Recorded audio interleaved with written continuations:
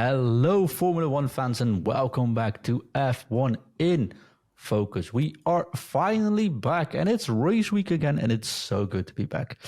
If you are unfamiliar with the show, we are the only podcast where a Lewis and a Max fan can get along in the world of Formula One and actually stay friendly during the season.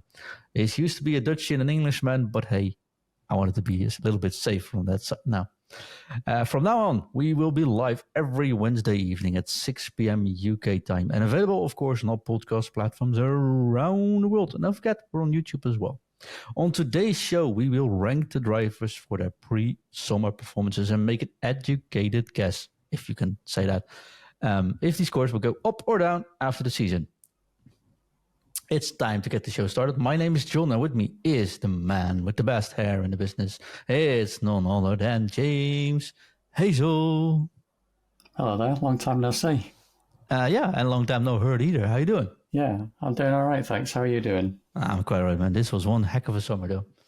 Yeah, you had a long holiday, didn't you? I did, yeah. Like, I went away for 3 weeks. Yeah. To driver heaven, Italy. Well, they do like cars there, I can tell you that. Yeah. They got some beautiful roads as well. So I almost went to Monza, but unfortunately, kids didn't allow that. But yeah, 3 weeks away, came back. Well, kids weren't in school yet, so it sort of feels like 4 weeks holiday. But felt good. Good. You ready to start again? You ready for the after summer season? Yeah, part 2 of the season coming up. Yeah, I'm ready for it. Awesome. We will not be talking about Max Verstappen going to jail. If you want to find that story, then go to, I think it's called X. I went away for 4 weeks and suddenly Twitter doesn't exist anymore. Yeah. But just check it out. James, we got a topic for today. Like we said, we're going to rate the drivers. There's some rules though. We both did a little bit of homework, so we already rated the drivers. So we look back at the season so far, sort of the races until the Dutch Grand Prix. We pick one driver, we pick all the drivers, where we start at the bottom of the ranking list, and we both give that driver a rating from 1 to 10. 1 being very awful, 10 being insanely good, of course. We can comment on why we think that's a good rating. We can try to change each other's opinion. And in the end, the average number is a final podcast rating for the driver till now. And if we decide that number and therefore the form of the driver will go up and down for the driver as well in the remainder of the season. So let's say you give someone a 5, I give someone a 6. The end number will be a 5.5 for that driver. And we have to discuss, will that be higher or lower at the end of the season? To make it a little bit easier, I want to make sure we don't give half numbers. So we just round the numbers up. Is that okay? That's fine by me, yeah. Well, so it's going to get real complicated because I have to do my maths out of the top of my mind. We'll try to make sure everything stays going here. It's going to be a little bit complicated. You ready for this? Yeah, let's go. Awesome. Let's start with the man that made his return. The one man, the legend from Australia. It's none other than Daniel Ricciardo. What did you give Ricciardo after a whopping 2 races? I've given him a 4. Oi! I gave him a 6. All right, okay. All right. No, I've only given him a 4 just because I kind of expected him to come in and perform a bit closer or better than Yuki than he has done. So, yeah. His first race was tremendous, though, getting knocked off turn 1. Still managing to get P11. Yeah, true. I think that was a proper 7 or 8. Second race was like, it's still an AlphaTauri. Didn't do anything wrong. That's why I would say it's about a 6 for me. Like probably an 8 and a 5. So get it sometimes a 6, I guess. Yeah, I think that's part of the problem is that we're looking at Ricciardo's career and like how he has driven in the past, and then how he was performing against Norris in the McLaren before being booted out from there, and then where he is now after like however long, well, not that long of a break really for him, is it? Like half a season. But yeah, I didn't really know entirely what to expect from him, other than the fact that the AlphaTauri is not a great car, so it's not like he's going to be winning races or anything. No. But I don't know. I was hoping for a slightly better re-entry into the sport, I suppose. Yeah, but a 4 is extremely low, though. It's like saying he can't Well, do wait his till you job see some anymore. of my other scores then. I think I tried to use the full scale. I did as well. So shall we say, like, if you do a 6 and a 4, it's a 5 for Danny Rick, right? Yeah, I think that's reasonable. I think that's fair. Yeah. Let's make the podcast rating 5 in total for Danny Rick. I can get behind it. It's early season. Now the next one's going to be a little bit more controversial, I think, because I still think he's done dirty. Nick de Vries. I had to give him a 1. You gave him a 1. Yeah. Okay. I think the problem for Nick is that he shone very brightly last season in his like test, or not necessarily testing role, like his. Well, it was testing, wasn't it? When he did like the occasional free practice for He drove like well on Monza though with the 4 different Williams. teams, and that's what I was going to get to. Was his drive with Williams at Monza was really good, and then. Probably really the problem for De Vries is the car again. Like that Alpha, it's another driver and another AlphaTauri, and it's not a great car, is it? It's Could probably be probably good the thing they slowest. change the cars up next year though. Not going to be AlphaTauri anymore. Yeah, but it is probably the worst car on the grid. Would you not say? Hands down. Yeah. So, but still, he at no point did he challenge Yuki. So. Surely at some point he had to out-qualify him or outperform in a race. He didn't score a point, did he, in, 6 or 7 races or however many races it was before he got dropped? True. I had him on a 4. No. And I also think he got... The moment they got Daniel in, it's like an axe on top of that Nick's neck, right? Yeah. Before more Daniels jumps in, it's like... We spoke about it earlier. And I do think Nick has never been a driver that did extremely well in his first season in whichever class he did, but he always won it like the second and third years. And of course, not going to win in Formula One. No. But they knew from the start what they would get into with Nick. AlphaTauri isn't a team that needs a driver to be standing there right away. It's still the talent team for Red Bull officially, right? So although I'm not going to try to get his number up to boost his performances because it wasn't that good, I also do think axing someone from AlphaTauri after half a season, as it's just done dirty. I think Yuki wasn't that great in his first half season either, right? No, I completely agree with everything you said. I think he should have kept his seat, but yeah, even if he had, I mean, I still wouldn't have rated his season so far particularly well, but a 1? Yeah. How many mistakes did he actually make then? It's not just about the mistakes, though, is it? It's just performance. His performance just wasn't really anywhere. Okay. So if Nick gets he gets a 2.5. Yeah. Sorry. All right. Nick, I think you're last now. 2.5, although I'm not done yet. Ready to go to the next one? Yeah. Oh, we should talk about, I almost forgot. We should talk about, do you think Daniel's rating will go up or down from a 5 in the next half season? I think it'll go up. I think he should be above the 4 that I've given him. Yeah, the podcast rating is a 5, so we should go out from the 5 now. Yeah, but even if he gets keep a point, him at 6, and I boost him up. I think he should go up just because I think he's obliged to go up, right? Yeah, it's not been a brilliant start. It's not been bad, but I think he could have done a bit better, and it would have been nice, like I said, to see him challenging Yuki a bit better. So maybe all he has to do is outperform Yuki in a couple of races, and I'll be bumping his number up a bit. All right. We're not going to talk about De Vries because maybe rectification, or perhaps not everyone knew, but Nick isn't fired. He's still driving for AlphaTauri. He's now the official test and backup driver. Yeah.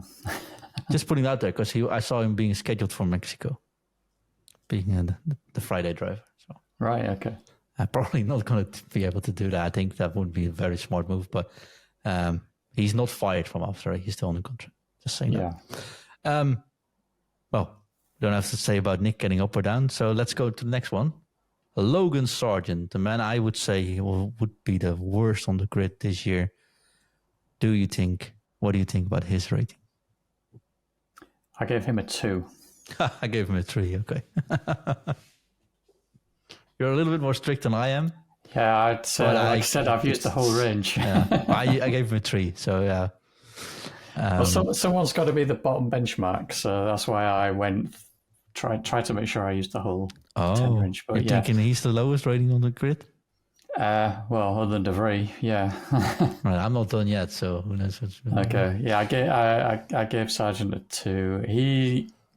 I feel like I was very tempted to just give him a 1, but I feel like the last couple of races he stayed out of trouble.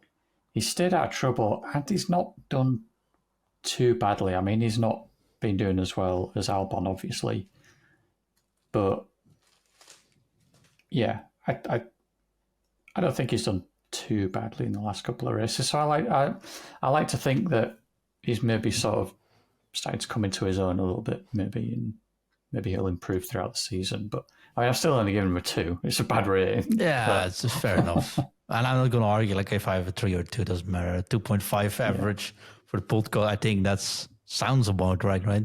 Seems fair, yeah. Do you think it will go up or down? I think it'll go up. I think the second half of his season will probably be better than the first. Yeah, I'm not sure. I would say it stays equal, but let's put it on up. The thing is, his teammate doesn't make it easy for him.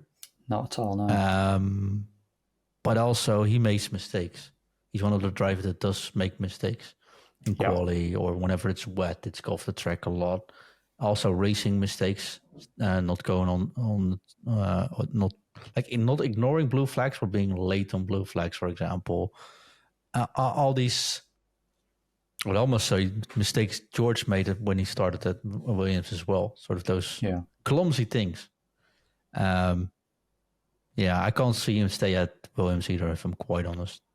But yeah, he's American. 3 American races this year could actually be the reason he's still there. Yeah.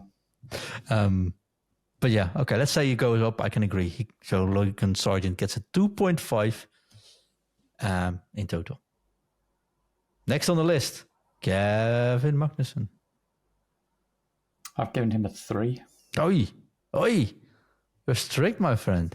I know. I gave him a 4, though. So yeah, I mean, he's just he looked a lot better when he had Schumacher as his teammate. I think now that he's got Hulkenberg next to him, he's not kind of looking getting quite so destroyed.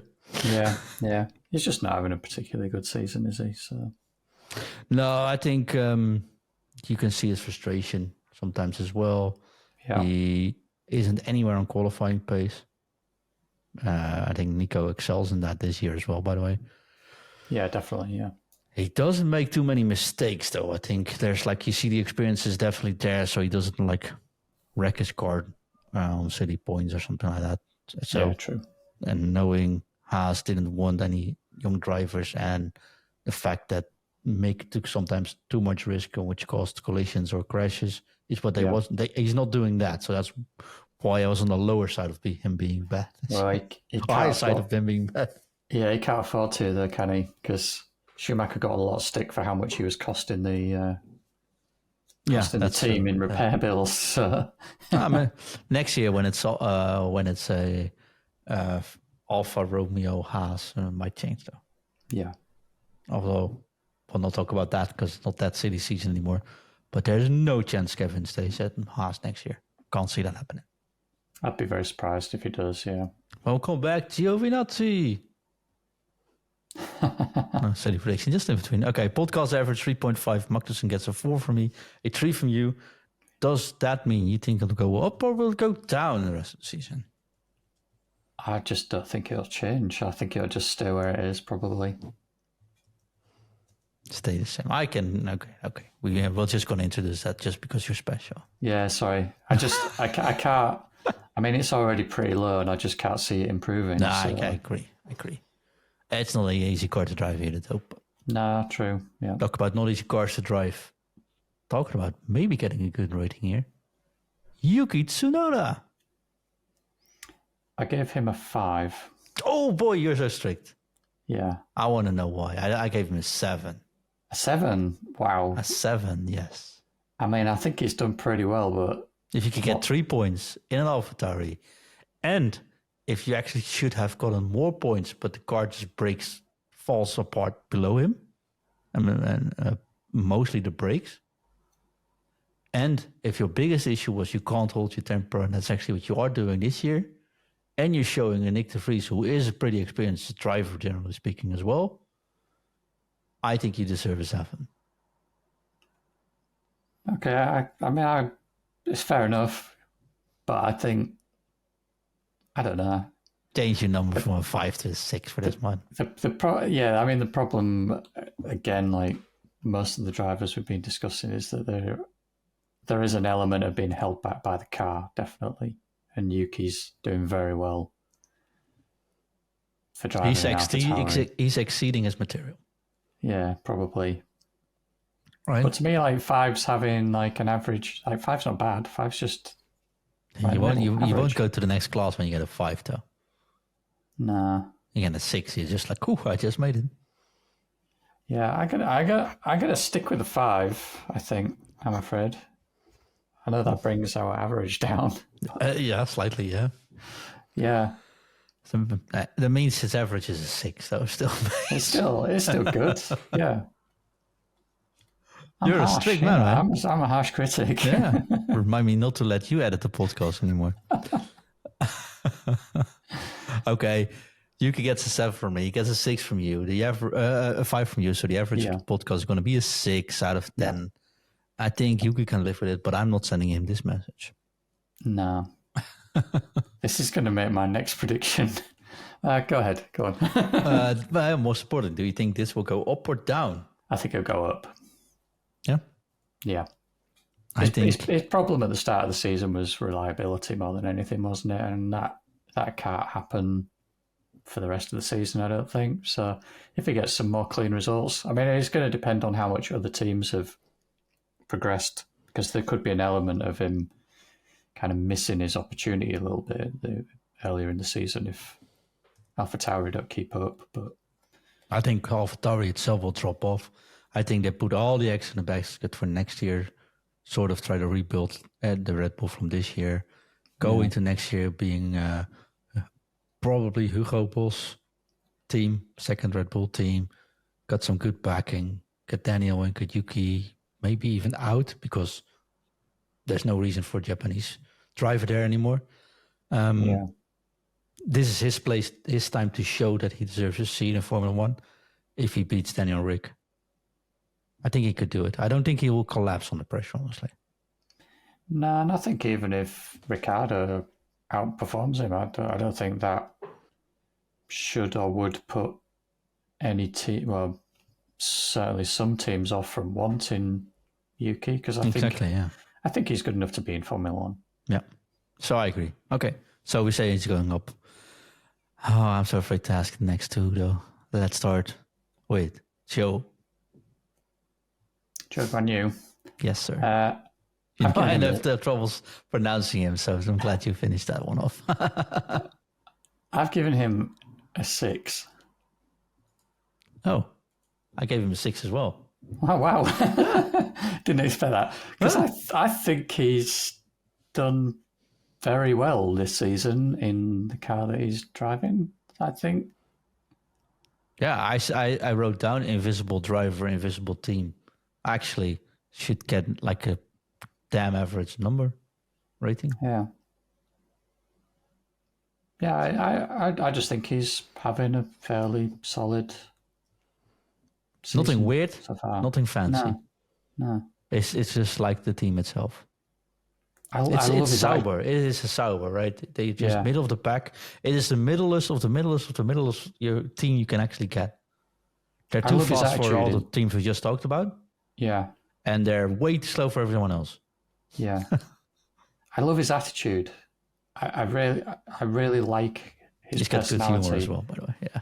Yeah, his attitude in the car and just his general demeanor is just. He doesn't get like excessively worked up or angry like Yuki does or anything like that. He's always very kind of calm, and if stuff goes wrong, he just seems more disappointed for the team than anything else, and I quite like that about him. Yeah. He's a very kind of outward thinking person, I think. No, I think he's one of those drivers which just does his job well, but never sets the world on fire. No. But I think he has potential. I doubt that. But honestly, I am also... He's one of those drivers that came into Formula One, just did well, stays doing well. He's the new Hülkenberg or the new Magnussen, for that matter.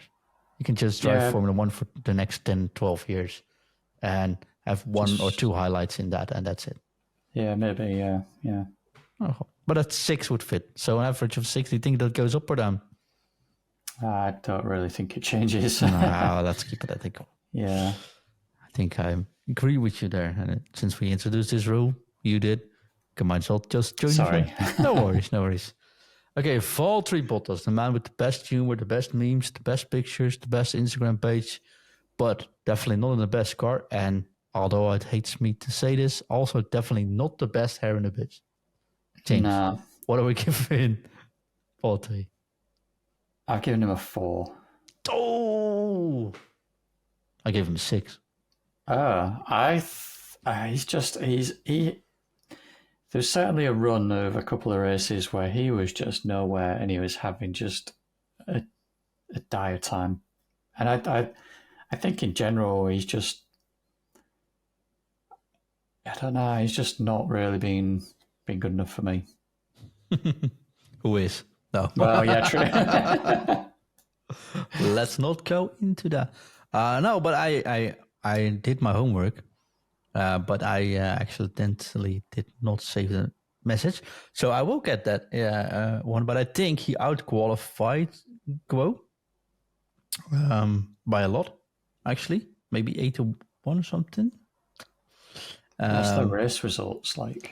We go on the race. We go on points in the championship. So he's leading him by 1 point, but it's 5 to 4. 5 to 4. Yeah. Yeah. Well, so that's not too bad though. So I don't think Valtteri did much wrong. He gets 1.5 point extra for all the memes he makes.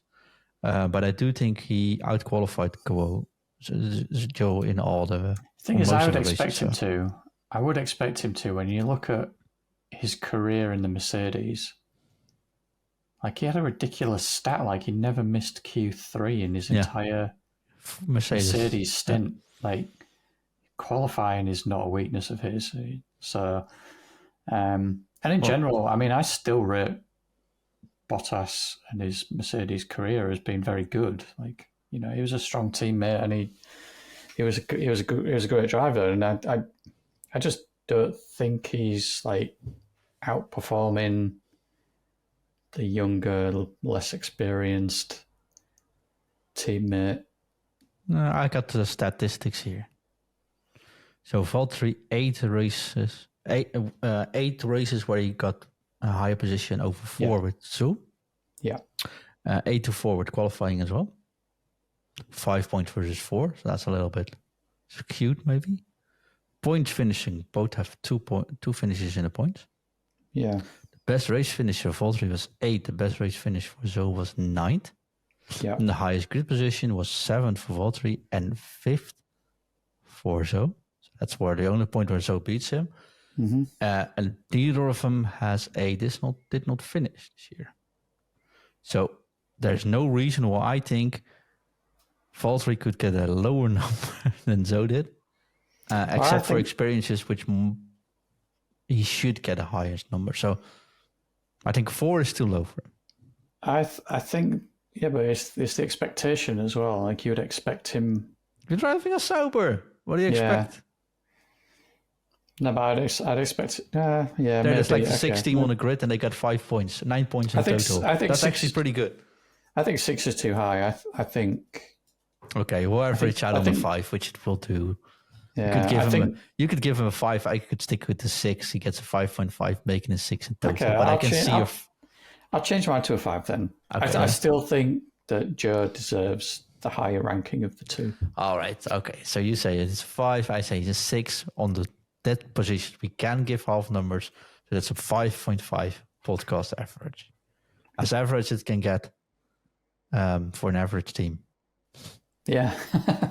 Do you think this go up or this will go up or down? I would hope for Bottas that it would go up. I'm going to say up as well. Here we go. The old Nico Hülkenberg. Yeah. I've given him a 6. I gave him a 7.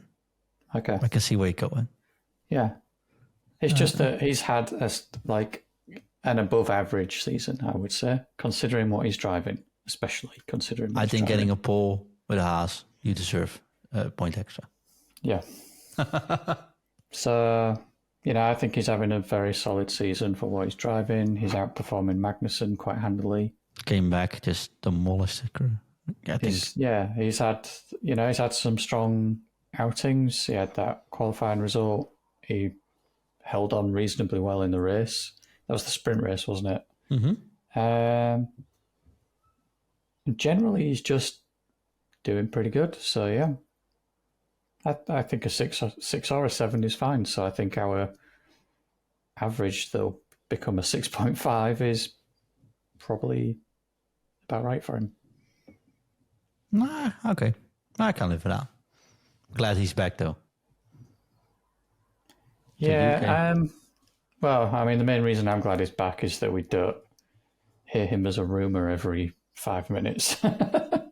Well, when he's not racing, he's the potential. True. Hülkenberg's going to go to such and such. They're going to. Hülkenberg's going to replace this sick driver. I would want to have him back at Red Bull before Perez got announced. So. Yeah. Do you think this 6.5 will go up or down? I think it'd be difficult for it to go up, so I would hope that it just stays the same, because he's going to need some more freak results, like he got that pole and stuff. Okay. For it to go up. Keep it on equal. Yeah. Let's see if we have one, which we have identical, so who knows? There's still hope left. Yeah. Alexander Albon. 8. I got an 8 as well. Yes, yeah. I knew it. I knew it. He's just having a really great season for, the car he's driving, and yeah, just really pleased for Albon. He's just having a really solid season. I agree. There's nothing to be said about that. He's doing well. He has always been a fun guy, a good guy on camera. Good teammate, I guess. It's a good representation for Williams as well. Yeah. Well done. And hopefully that team's on the up a little bit as well, because they're I think so. Behind the scenes, they're kind of developing a pretty super team, honestly. Yeah, pretty good team, aren't they? Good personnel. Money isn't that much of an issue anymore now. Yeah. Gonna get a good driver in there again, and then who knows? Could see them do well in Monza though if it stays dry. Yeah. But yeah, this goes up or down? Can't really go up, eh? I don't think it can go up, so I think it'll just stay the same. I think stay an 8. It's really hard to stay the same, but if he does, we'll give him an extra point in the end of the year, because that would be an achievement on its own. Yeah. Pierre G. I've given him a 6. Oh, I did as well. Yeah. Oh, we're getting there. He's just having a fairly decent season. It's a crap car. It's not a team that's really off balance. Lots of politics going around. Changes of the stuff now. Yeah, there does seem to be a bit of turbulence going on there, doesn't there? But it's hard to perform in a team where nothing is stable, right? Yeah. Yeah, true. But yeah, I think Gasly's he's doing pretty well. He was very unlucky as well when he got wiped out. Silverstone, he got wiped out by Stroll, didn't he? He wiped out Ocon as well. So yeah. There's been issues in Australia, it was, I think. He knocked off Ocon after the restart, so there's been yeah. There's Yeah, been I forgot about on forgot and about offs that. for him. Like yeah, he was unlucky, but he was also silly. He was qualifying bad, but then he performed well in a race. He has this amazing ability to perform dramatic on Saturday. Keeps his head down and perform really well on a Sunday, for example. Yeah, But he also could start fourth position and end up 14th after 2 turns because he had too much of expectations. That's probably what cost him at Red Bull as well, right? yeah, probably, yeah. You call it like I think he's very inconsistent, let's put it like this. Yeah. And that's, well, it's all right. Piastri. Like, Gasly, up or down? I would hope that it goes up. I think it will go down. It's an interesting one. Because I think, we'll talk about his teammate in a moment, I think he's better. Okay. And if the car gets better, I don't see Gasly easily grasping on. Okay. I suppose we'll see. But yeah, Down and up, we'll call it equal. yeah, I guess we'll have to. All right. Oscar Piastri. I've given him a 6. I've only given him a 6 because I suspect you've given him higher than a 6. I did, yeah. think you've given him a 7. I actually gave him an 8. Really? Yeah. The thing that's holding me back is that the start of his season wasn't great. He's only kind of come into his own as the car's improved. Yeah, but it was a really bad car. It was, but Norris Didn't do anything with that either, though. No, but he was still beating him. Yeah, but I mean, 14 and 15, 15th and 16th, 14 and 17th. I don't know. I think he's done pretty well the last few races, but if we're looking at the start of the season overall, I can only give him a 6. And I get what you're saying based on performance, but I see. Great, I don't have to argue here too much. I think no. But I'm gonna make this prediction. I've not seen such raw talent, coolness in his mindset, in his everything he does. He goes inside in Spain, in Spa. He hits Sainz there. Sainz says, you can't do that. And he says, I am going to learn from this. Maybe I shouldn't do that next time. No discussion. Yeah. No, nothing. He was in a perfect start there. He's first thinking, what could I do different before I say anything else? And let all the PR come over him. And like, I don't know, we have to see. I might lack a bit of experiences here. Yeah. That is not something I see with many drivers. No. It's something I saw with Alonso, something I see with Max. Lewis has that ability. Charles, maybe sometimes too much even. But there's not many drivers that have that mindset. I see raw pace. I see him having no pressure on him. There's a lot of pressure on this kid. It is a kid, hey? There's a lot of pressure coming in. You got to see that Alpine, the whole drama with going to McLaren puts a lot of pressure on him that he has to perform for that kind of money. They put him next to Norris, who is a great driver. We all know that. And he doesn't do too much. He doesn't give too much into him. I think that's why I gave him an 8, because I think this is, I'm just going to put it out there. I think Piastri is one of those generational talents, which if he has a decent car, he'll just win the World Championship. So maybe I was overhyping him a little bit with an 8, but I'm definitely not going to go dropping that lower than a 7. Okay. I just think the start of the season as a whole, he didn't really shine particularly well at the start of the season. And it goes back to like you said, the car. And that's part of the problem with the ratings for all the previous drivers we've discussed pretty much. We knew Albon was doing it. We've seen Albon's doing better than the car could do. We see Zhou and Bottas are about the same, but we also say Hulkenberg is definitely outdriving that Haas, right? So. Yeah, but I don't think Piastri was outdriving that McLaren at the start of the season. Neither did Danny Rick last year, so yeah, I think it wasn't even really competing with Norris. So that's why I can't give him a particularly high rating just yet. Okay, you go for 6, I go for 7. I think 6.5 that makes sense, right? Yeah, or if you wanted to put the average at 7 and you keep your 8 if you want, that's fine by me. But Nah, I can see your point. I'll change. You've convinced me to change something. yeah, There's going to be a moment in this podcast where you have to change it for me, though, so it's okay. I did. I changed Bottas to a 5. You did, yeah. So 6.5 for Piastri. I do. Don't get me wrong. Like the way I'm looking at it, a 6 is good because 5 is average. So 6 puts him above average. So you're a strict. Yeah, so I don't think he's having a bad season, and he's certainly done very well the last couple of races. But one thing I will say as well, what I think he'll go up, especially if that McLaren remains in like the top 3 teams on the grid or cars on the grid as it currently is right now. I would say, I suppose it's potentially a little bit track dependent with who the top 3 are, but yeah, they're definitely up there at the moment.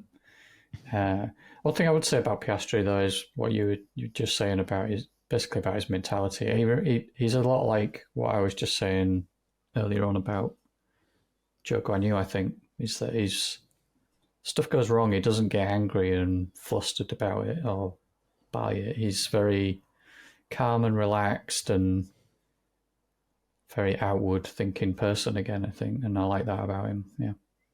I'm going to have a lot of fun with him, though, I think. I think so too, yeah. What do you think about the great Ocon? I've only given him a 5. Oh, just average. I gave him a 7. Yeah, I actually have rated him lower than Gasly despite their championship standings at the moment. I think his drive, for example, from Monaco upwards was terrific. And if Gasly didn't hit him out, he would have been far outscoring him as well by now. Yeah, maybe, yeah. But Gasly was on for a very good result in Silverstone before he got wiped out as well. So true, but like Ocon got fourth in Monaco.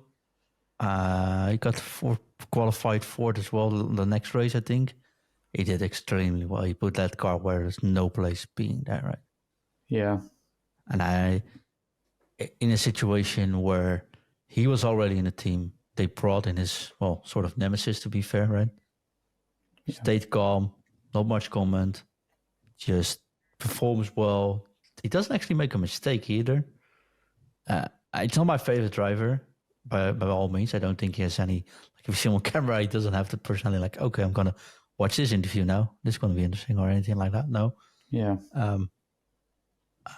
But honestly, I think I'm pretty impressed. I think part of the problem maybe for me and why I've rated him the way that I have is that he won a race last year. So these like what you'd probably really consider like fluke or very good results, they don't seem out of the ordinary really. Like for him to just, have a quick flash of brilliance for 1 or 2 races with, like you just said, he had his great result in Monaco, followed that up with some good qualifying. It doesn't really stand out to me because he should be capable of that anyway, and probably quite regularly, I think. So I don't think he's having a bad season. I just don't think he's really massively excelling or shining or doing anything spectacular with, himself or the car. Just my opinion, I guess. Yeah, but I think I get what you're saying. And give him a 7, give him a 5. It ends up being a 6. I think that's a fair result anyways. That's why we average these out, James. This is... Absolutely, yeah. We've definitely needed the averaging system based on some of these results. But remind me never to let my homework be checked by you if I ever had. I do think he'll go up. I have zero faith in Alpine. I don't know where this car will go, honestly. I'm going to, let's say up, but I don't know. Next one. Stroll. I've given Stroll a 3. I gave him a 2. Okay. This Wow. one where I'm probably one stricter. Yeah. You can do this one. I think we're both going to be in agreement that he should be doing a lot more than he is doing. I think he does say that himself now. And I suppose he's kind of, unless things change for Aston Martin, he's kind of missed his moment, certainly at the start of the season when that car was podium capable, probably the second fastest car on the grid for the start of the season, track dependent, obviously, I think. The more I think about it, the more I think everyone else just wet the bed there with Ferrari, Mercedes, McLaren, and that's why they got so many points in. And now they just can't keep up, right? But I don't think it's that. I think the Aston Martin genuinely was fast at the start of the season. I just think that, and I think I predicted this actually. Yeah, you said once the Mercedes and Ferrari goes pushing. I just don't think like Aston Martin or whatever they've ever been called in the past. They've never proved themselves capable of keeping up with the mid or like. No, when they were Racing Point, season, they did really well in copying a Mercedes. Got a great season start, and then they dropped off as well, right? Exactly, that's what I mean. This year they did that with a Red Bull. Yeah, they've never proven themselves to keep up with the like in-season development race, and that's just proving to be true again this season. Like, I don't know if they've got any upgrades due and whether they can catch up. Probably, but I think at this point of time, the upgrades won't make a difference. You have to get it to stay where you're at. If you don't get upgrades, you drop back. That's basically what happens with them. Yeah. I don't think the upgrades will put you upwards unless it's a McLaren fluke where you rebuild the car and just happen to work really well. Yeah. But that doesn't happen too often now, where you see a team jump the ranks during the season. So to be fair to Stroll, and I did forget about this. He started with an injury. Yeah, he had his injuries at the start of the season. But that was when his best performances were. Yeah, well, yes and no, because the thing I remember quite vividly was Alonso in Bahrain, and he pitted, I think, and he got jumped by Russell and Hamilton, and I think there might have been a Ferrari jumped him or was already ahead of him, and he came out and on track just passed them all. And Stroll couldn't do that even with his injury. But Alonso proved that at that race, at least, that car was fast. Well, in Monaco, Alonso almost won Monaco. Yeah. So Stroll really just, when you look at what Alonso's done, Stroll's not done anywhere near enough. And he's the reason why they'll be struggling in the Constructors' Championship more than they should be. Yeah, I agree. I mean, they're just going to hit fifth, I think, even. Fourth or fifth. Yeah. Well, they could have been top 3. Yeah. By the lead, they should have gotten, but hey. Average 2.5 goes up or down? I don't it's equal. Can't go down too much. Equal. It can't go down. The only way really is up, but I just don't see it going up. So no. I agree. That's for them equal. We got a couple more to do, and we're already 45 minutes in, so let's talk about Lando. Norris, I've given an 8. It's been a solid season in general. Even when the car wasn't great, he was still just doing reasonably well. I know there was something about English bias. Sorry, no, I don't think so. No, I know there was something about him punching a wall apparently during pre-season testing that just never seemed to be evident. Once the season started, there didn't seem to be any frustration or anything. He's kept relatively calm. Obviously, the car wasn't where they were hoping it for it to be. It helped that he already signed the Red Bull contract, right? He didn't. I don't know. I think there's rumors going that he's going to. They apparently have sort of a under the table deal already with Red Bull. Well, he's got another 2 seasons left, hasn't he, at McLaren? So after this one, so did PS3. I mean, he's been doing all right. And then, obviously, once the car came good, I think he did very well. Silverstone was just a massive standout race for him. He led it for a couple Piastri of as well, right? laps. And, yeah. I gave him I was very much in doubt. I wanted to give him a 7, then I changed to a 6, then I went back to a 7. I think I'm going to say 7. But officially on my list, it says a 6. Because I think it gets outshined a little bit by Piastri the last couple of races. No. Yeah, I don't know. I don't think so. He's been outqualified and beaten in the race by Norris, but like the both times. And but it's third and fourth. It's he didn't get outqualified. Norris beat him on track at. He got a little but he was very unlucky with strategy call there though. Yeah, that wasn't actually his. Okay, let's say Norris. I'd love to get him a Red Bull, right? So let's give him a 7. You give him an 8. 7.5. I think that's a really nice number, right? Yep. Does it go up or down? If it's on a 7.5, I think it goes up. Oh, bold move, Captain. Yeah. If that McLaren stays as good as it is, I think the only way is up. He has the potential to win a race if something goes wrong for Max. Because I think he could and can beat Perez on track. Yeah, well, for I don't have any doubts. Okay, let's go into Sainz. I've given him a 7. I gave him a 6, and I'm a big Sainz fan. Ooh. Yeah, I mostly am. I was quite disappointed by his tweet following the Spa incident. That's why I gave him a 6. When he was like, yeah, it was a racing incident, but like, no, just there's no need for it. And to be honest, I think Sainz was more in the wrong than Piastri was. Personal opinion on that. There was a gap. Piastri went for it. He had enough space. It's not like he was fully mounting the curb like other cars have done in the past and caused a collision there. He was just getting half his car up on the curb, and I think that's fair.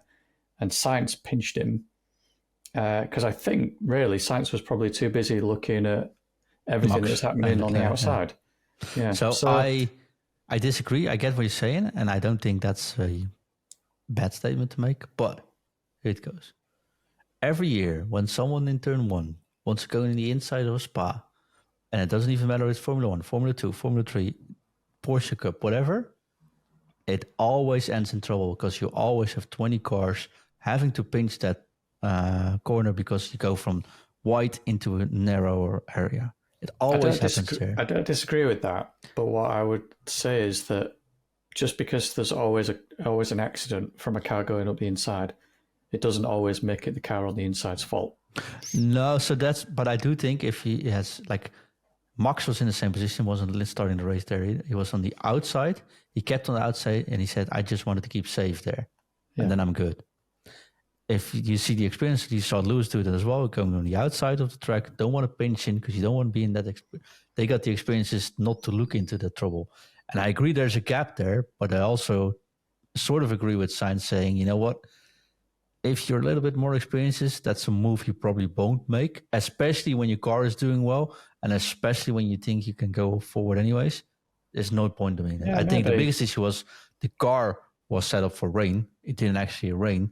So he knew if I don't try anything, this is a crap race for us anyway. Then that's what I probably think. So I agree with Sainz. I agree what you're saying that it was a gap. So I can guess if you're a little bit inexperienced that you wanted to try it. I think Sainz, because we were talking about Sainz tweeting about it, making a statement that it's actually sort of Piastri's fault, that's pretty low. Well, especially the whole, I agree it was a racing incident, but exactly he did. Like that it's like trying to get the last word in. And it just he's under tremendous pressure with Ferrari though, right? He can't seem to do anything right. He is hated by the team, it feels like. His teammate definitely got preference on everything. 100%, yeah. Leclerc's he might actually sign a contract with Audi, the rumor says already. Wow, okay. So then 24, he would join Audi. Ferrari wants him basically gone. I think he's a amazing driver. I think he's one of the smartest drivers on the grid. But I gave him, what did I give? I gave him a 6 because his frustration is showing lately. Yeah. And that never makes you drive better. No. So that's why I gave him a 6. You gave him a 7, right? Yeah. Oh, 6.5 seems about fair. Yeah. Do you think it goes up or down? I think it should go up. Awesome. I think it goes down. Wow. Okay. If Leclerc signs a new contract, I'm pretty sure it gets in his head and he'll make more mistakes. Yeah, maybe. Yeah, true. And we saw it last season as well. At the end of the season, when the pressure's off, he's really good. When the pressure's on, he takes that frustration into racing and he parks his car in Australia. He parks, he makes in Spain, he just drove off the track. It's like those silly mistakes. They never happen when he's in a good mindset. True. So that's why I'm saying is that. So 6.5 for Sainz. What do we say? Equal or put it down as well? Put it equal then. Okay. George Russell. Also a 7 from me. Oh, English biased. I gave him a 5. 5? I don't think he's doing that badly. I think he does. Qualified 15, qualified 16, missed Q2. Get outpaced by Lewis every single race, every single qualification lately.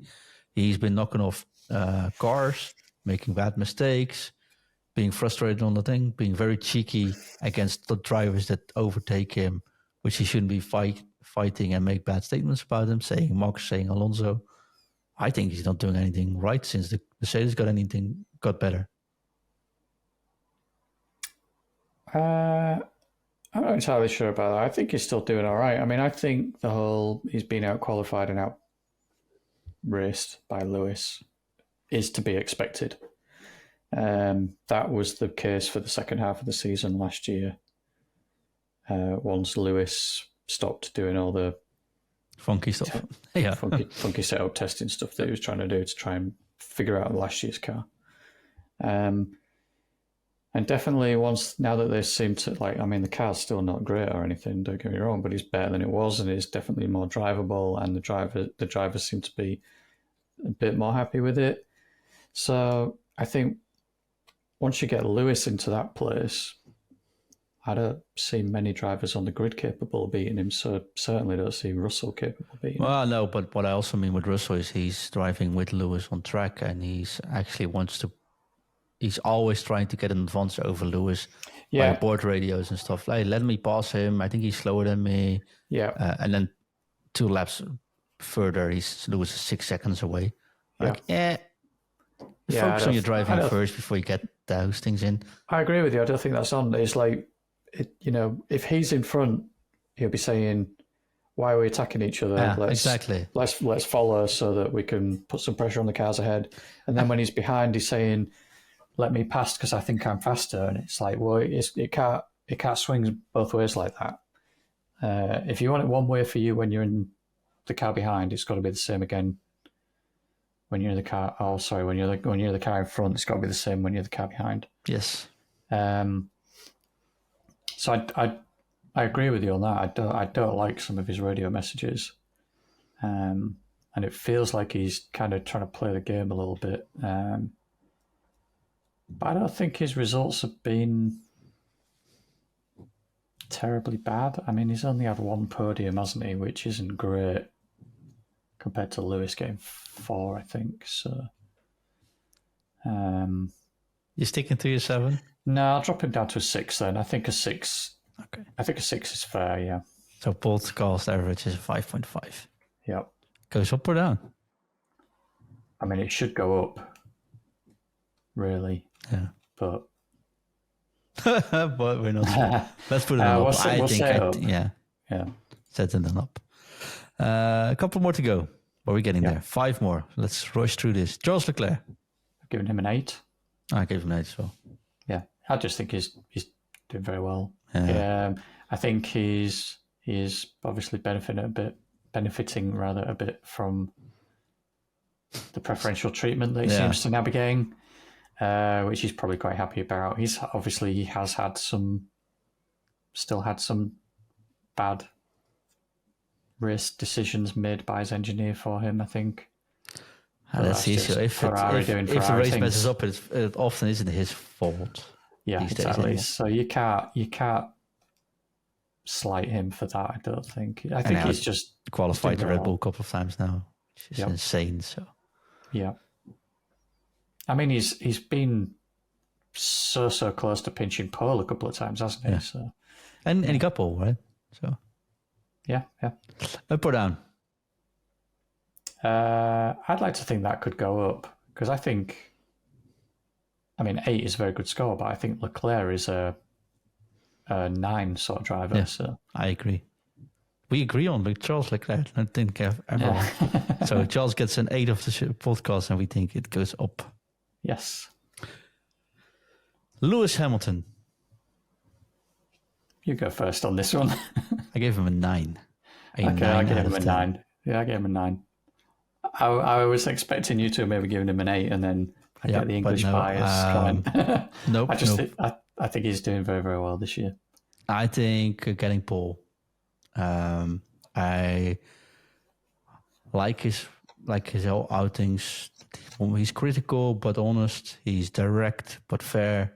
He's a great driver. Doesn't matter if it rains. Doesn't matter. Sort of miss him being fighting for wins, but he always gets the best out of the car.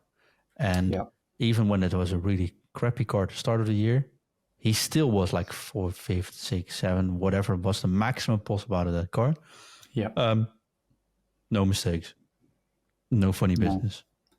He just, I don't think he's had a particularly bad race all this season. I think he's had a very good season so far. So and he's just been maximising the results of the car, and on occasion probably like slightly outperforming it.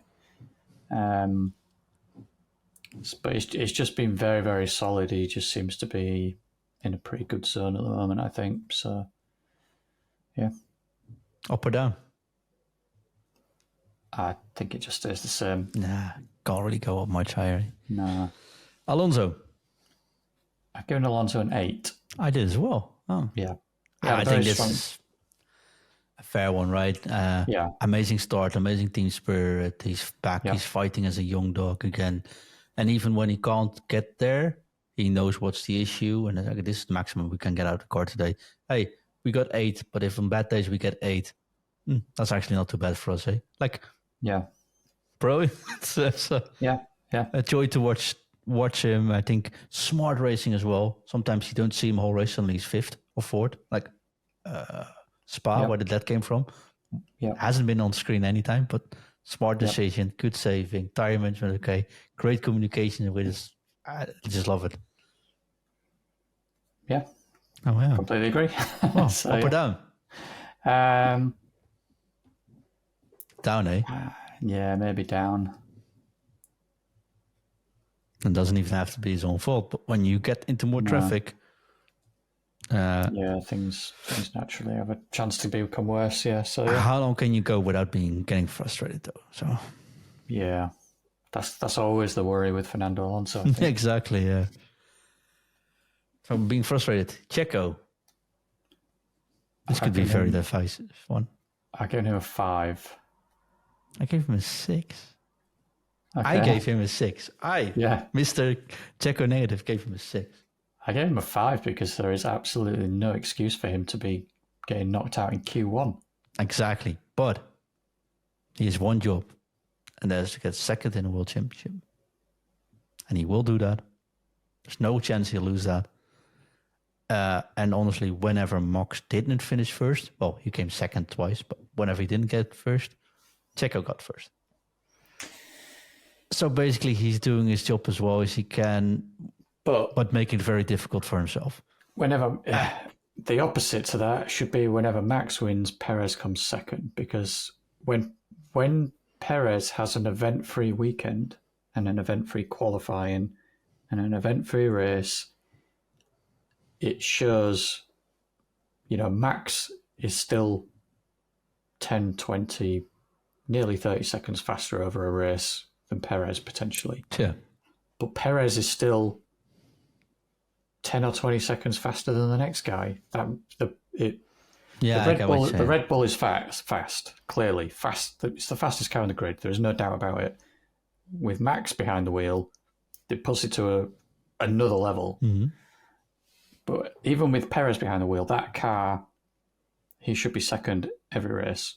There is no real excuse for it. Unless you crash your car on your qualifying, you don't make Q3. I think That's I'm why going I to give him agree a with 5. you. You know, I'm going to give him a 5 as well. He would get a 5.5, but now he gets a 5 because I'm. It would have been worse if it weren't for those 2 wins. You know, those kind of made his season look like it was going to be a lot better. Yeah, I got a lot of time to think about this, and that's why I said I was very critical at Checo, and I really want to see him replaced.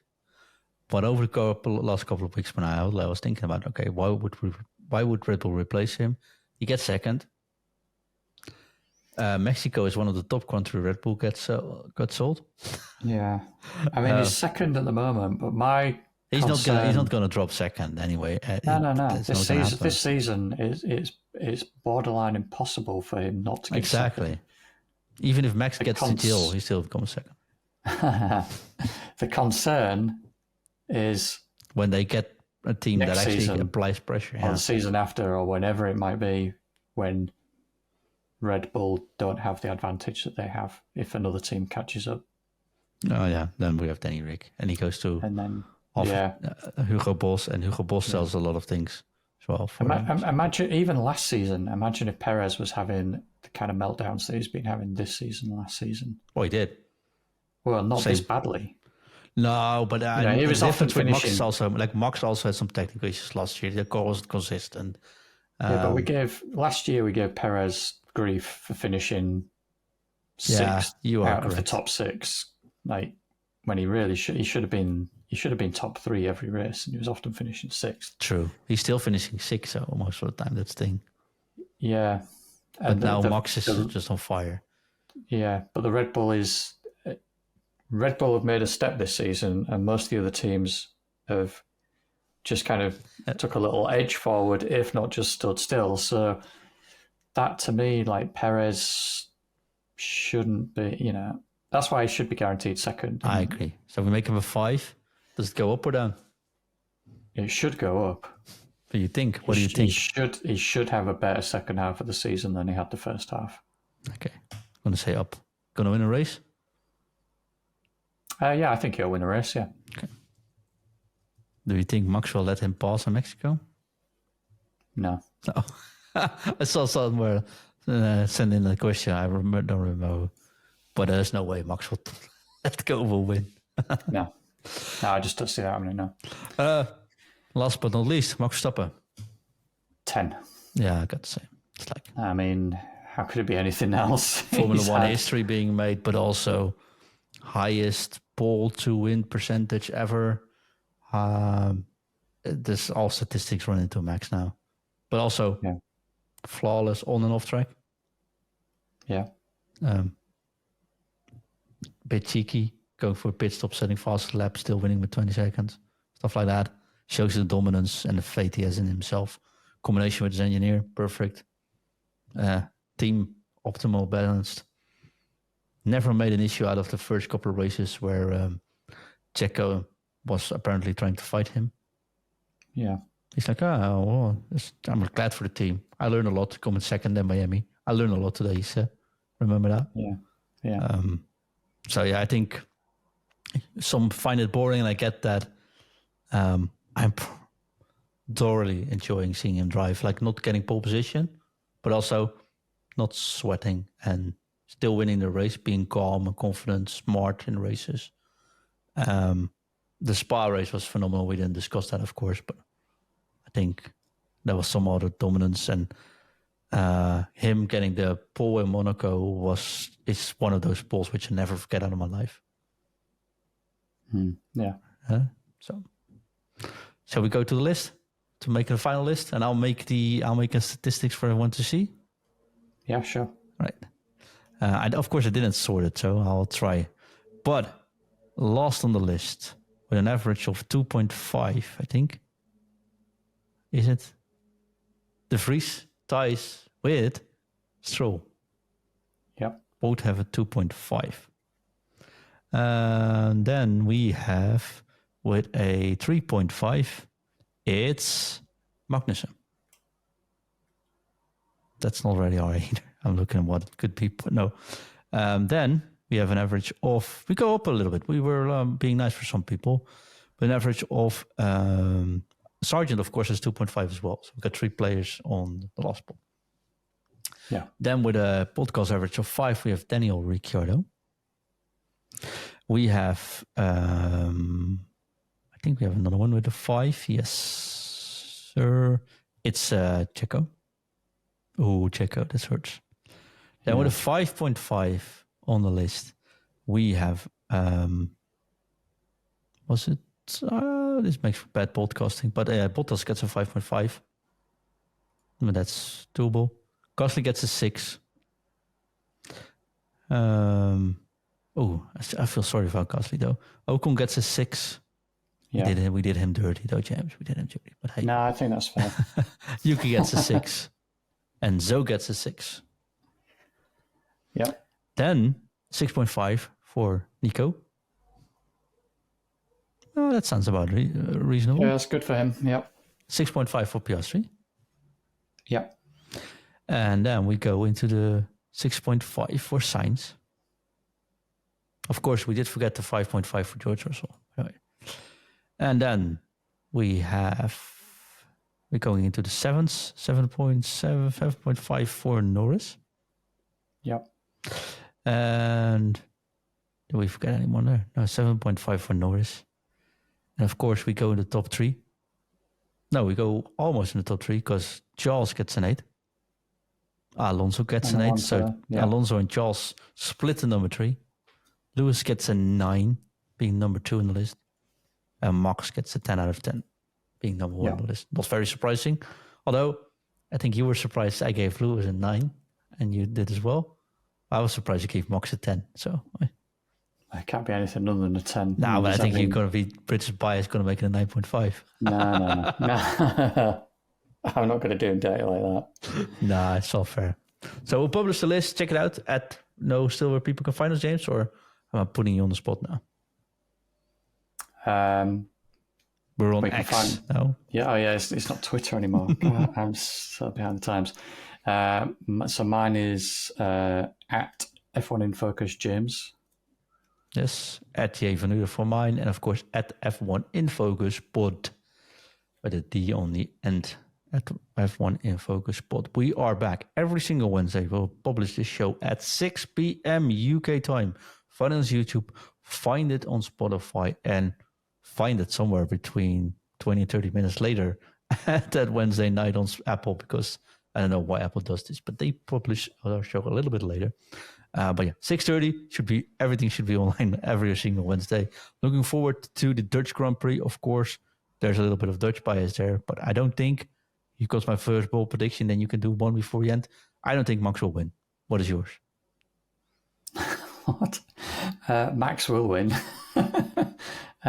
Bold prediction, Perez comes second. I don't know. That is bold, Captain. I'm just going to put it out there. Norris will win the race. Nah, I don't think so. He will. Nah, the McLaren's advantage is top speed. That's where they've made up their time, and there's no top speed in Zandvoort, is there? I marked it now. Okay. We're going to replace prediction. it next week. James, it's been a pleasure. See you next week, my friend. Always, yeah. See you next time. Bye-bye.